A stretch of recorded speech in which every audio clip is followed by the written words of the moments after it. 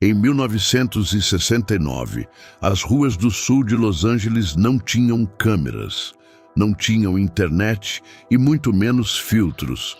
O que existia era tensão, bairros esquecidos, violência crescente e jovens tentando sobreviver onde o Estado não chegava.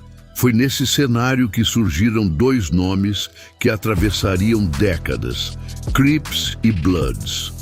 O que começou como grupos de proteção de bairro se transformou em uma das rivalidades mais conhecidas da história urbana americana. Mas nada nasce violento do nada. Existe sempre um contexto. E para entender essa guerra, é preciso olhar para a raiz do problema.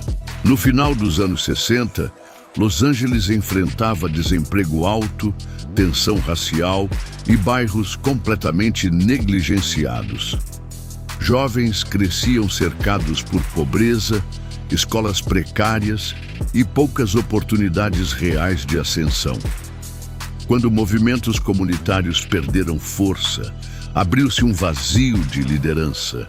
Nesse espaço, surgiram grupos de rua que prometiam proteção e identidade.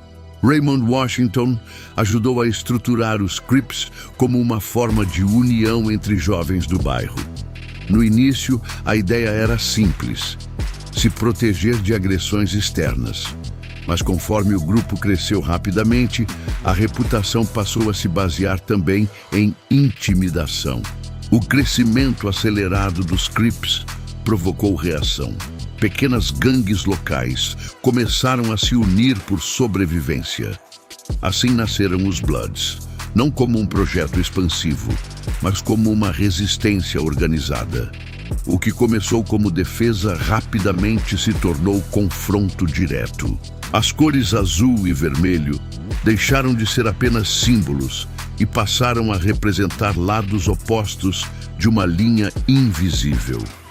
Cruzar essa linha significava risco imediato. A rivalidade se espalhou por bairros vizinhos e ganhou intensidade ano após ano. Nos anos 80, a chegada do crack mudou completamente o cenário. O tráfico gerava dinheiro rápido em regiões onde quase não existiam empregos formais. O poder econômico das gangues aumentou. Com ele, vieram armas mais pesadas e disputas mais letais. O conflito deixou de ser apenas territorial e passou a ser estratégico. Pontos de venda eram disputados como se fossem fronteiras de guerra. A taxa de homicídios em Los Angeles disparou, transformando certos bairros em zonas de conflito permanente. A mídia passou a retratar a cidade como símbolo máximo da violência urbana.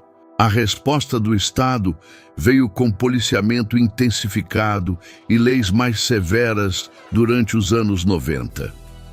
Prisões em massa enfraqueceram lideranças, mas também criaram outro fenômeno: a expansão das gangues dentro do sistema prisional. Muitas alianças e rivalidades foram reforçadas atrás das grades. Ao mesmo tempo, surgiram tentativas de trégua entre membros cansados do ciclo interminável de perdas. Algumas dessas tréguas reduziram temporariamente os confrontos, mas a desconfiança histórica dificultava acordos duradouros. A influência cultural dessas gangues também se espalhou. A música, especialmente o hip-hop da costa oeste, retratou a realidade das ruas, mostrando tanto o orgulho quanto a dor de viver nesse ambiente. Filmes e documentários ampliaram ainda mais essa imagem para o mundo inteiro. O estilo, as cores e os símbolos ganharam notoriedade global. Porém, por trás da estética, existiam histórias de famílias destruídas, amigos perdidos e gerações marcadas pelo medo constante. Com o passar dos anos 2000, programas sociais e iniciativas comunitárias começaram a surgir com mais força. Ex-integrantes passaram a trabalhar como mediadores, tentando impedir que novos jovens entrassem nesse ciclo. A tecnologia também mudou a dinâmica dos conflitos, com redes sociais ampliando provocações e tensões.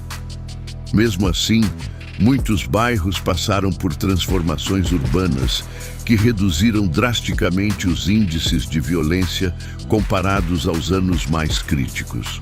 Hoje, Bloods e Crips ainda existem, mas não da mesma forma que nos anos 80 e 90. A estrutura se fragmentou em diferentes subdivisões, cada uma com sua própria liderança e regras internas. A rivalidade permanece em muitos lugares, mas também há relatos de cooperação em determinadas circunstâncias. O cenário é mais complexo do que simplesmente azul contra vermelho. É uma história de contexto social, decisões individuais e consequências coletivas.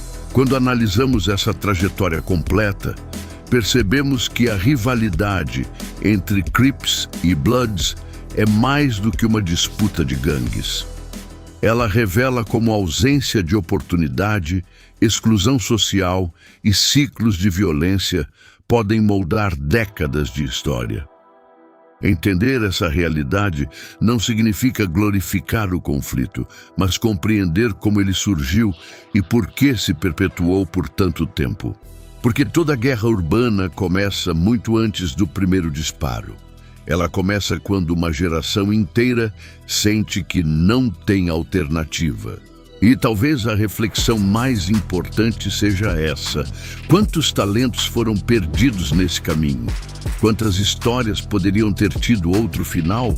Ao cortar a cena e olhar além da superfície, enxergamos que por trás das cores existem vidas reais. E entender essa história é o primeiro passo para impedir que ela se repita. E no fim de tudo, quando as luzes da cidade se apagam e as sirenes ficam distantes, sobra uma pergunta que nunca aparece nas manchetes: o que realmente significa vencer uma guerra como essa? Décadas de confrontos, milhares de vidas interrompidas e bairros inteiros marcados por cicatrizes invisíveis. Talvez a maior lição dessa história não esteja nos confrontos, mas nas causas que permitiram que eles existissem por tanto tempo. Quando comunidades são deixadas à própria sorte, alguém ocupa o espaço. Quando jovens crescem sem perspectiva, qualquer promessa de pertencimento parece suficiente. Entender isso não é justificar a violência, é enxergar além da superfície. Porque toda guerra urbana começa muito antes do primeiro disparo. Ela começa no silêncio das oportunidades que nunca chegaram. Hoje, muitos que viveram essa realidade tentam quebrar o ciclo, mostrando que existe outro caminho possível.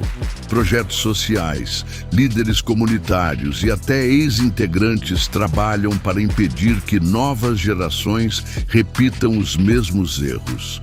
A história ainda está sendo escrita, e talvez o verdadeiro confronto agora não seja entre cores, mas entre passado e futuro. Quando a gente corta a cena e observa com atenção, percebe que essa não é apenas a história de duas gangues. É o retrato de uma cidade, de um sistema e de escolhas que moldaram décadas. E se existe algo que essa história ensina, é que toda violência tem raiz, e toda raiz pode ser questionada. Porque no final, mais importante do que saber quem enfrentou quem, é entender por que isso aconteceu e impedir que aconteça de novo.